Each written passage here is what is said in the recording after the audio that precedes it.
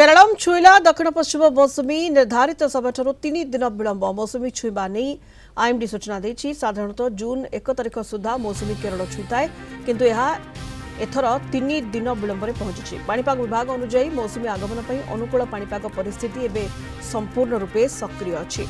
पूर्व मौसुमी मे 26 आड़क आसब बोली आकलन किंतु पवन गतिपथ में परिवर्तन एवं पाणीपाग प्रक्रिया धीमा हेबा जोगु एही समयसीमा घुंची जाइतिला।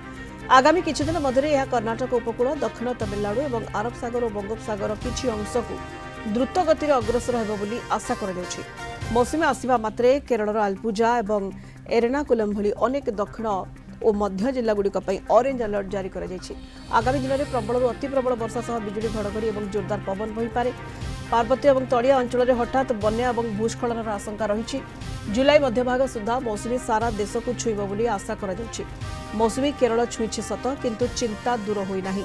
एल निनो परिस्थिति सक्रिय हेउथिबारु चलित वर्ष स्वाभाविक ठारू कम वर्षा हेबो बोली आईएमडी पूर्वरु आकलन करिछि। विशेषकर जून मासरे देश रे अनेक भाग रे वर्षार परिमाण बहुत कम रही पारे।